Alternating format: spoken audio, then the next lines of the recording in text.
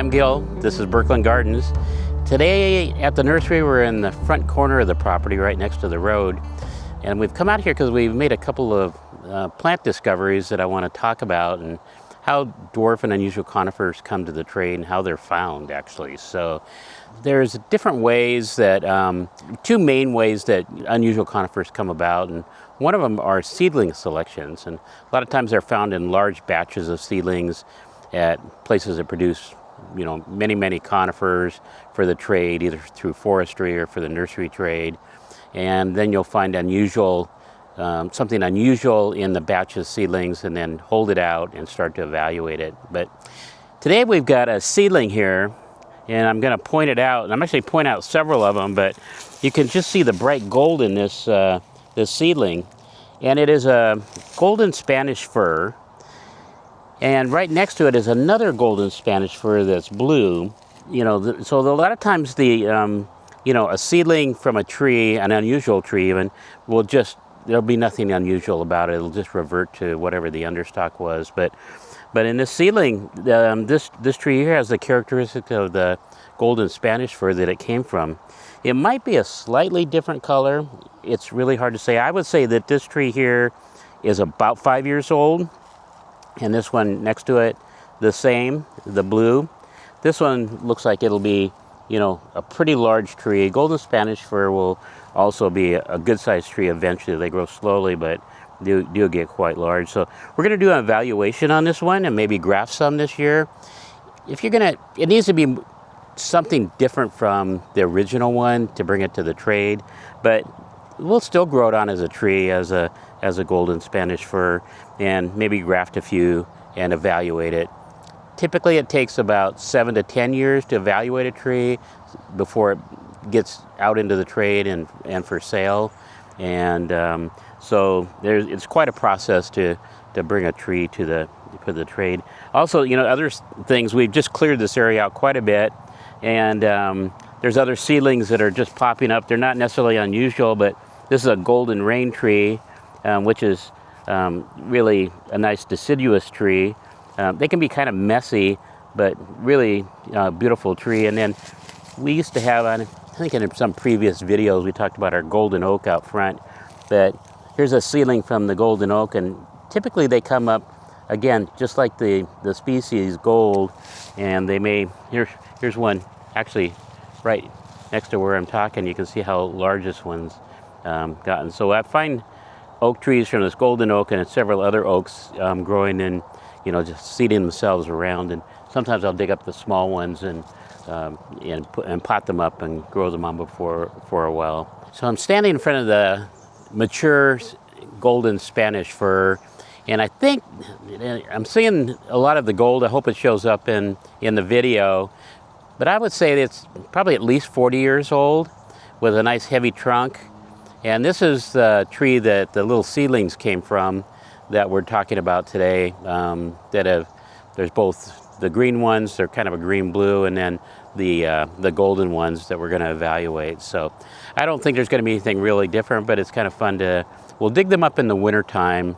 We'll wait till fall, either mid or late fall, and sometime this winter to dig them up when they're dormant and get them potted up and grow them on for a while. And maybe get some cuttings and do some grafting on some of them too, so just in case it becomes something that can be propagated later on. But so that's our large golden Spanish fir, a very popular tree at the nursery. When I have them and people see the young ones, like the 5, 6, 7-year-old ones, they sell out.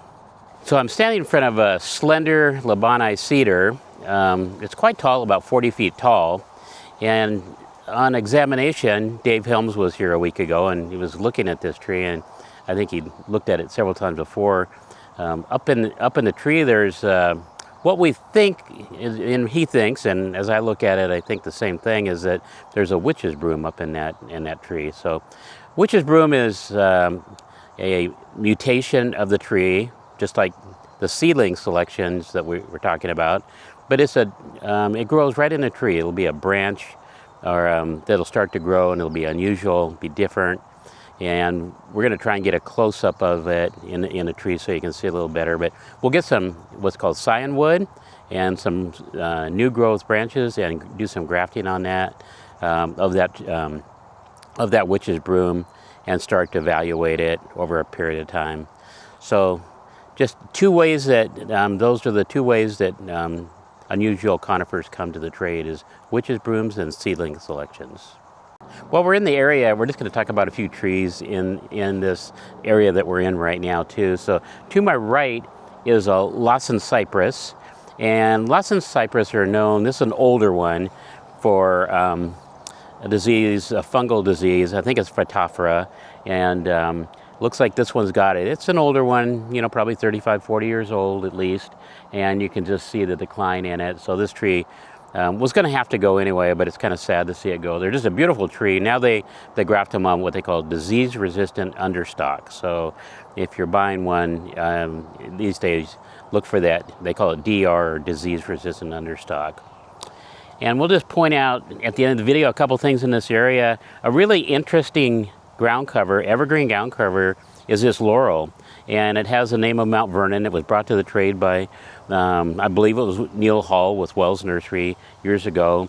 And you can see an old type of it, and it's only 2 feet tall, and just a really nice dark green color, and just, you know, just a great plant as a ground cover. And people are looking for evergreen ground cover. No flowers, obviously, but, and directly behind me is our lion's head maple, and about 30 feet tall, just a very mature, Shishigashira is the botanical name. It's been around for hundreds of years in the Japanese gardens, and a favorite Japanese maple. And then also in our area, we're going to move to my right a little bit, and we're seeing a paperbark maple, the nice bark that has that flaky effect to it, and again a very mature one. These maples, the bark is a great feature of it. Fall color is outstanding. It can be oranges and some reds and some golds, but you can just see how this bark just peels off, and this is really a nice specimen here. So I'm standing in front of this unidentified spruce, probably Colorado blue spruce, and we don't seem to be able to have find a cultivar name for it. So it's it might be one called Mrs. Cesarina or Miss Cesarini. It might be a rogue one because that one grows flat, but this one's growing up. But really a nice tree. We're gonna conclude this video right now. Thanks for joining us, and appreciate the comments and the likes and all that. And just a shout out to our friends that do that. So we'll see you on the next one. Bye for now.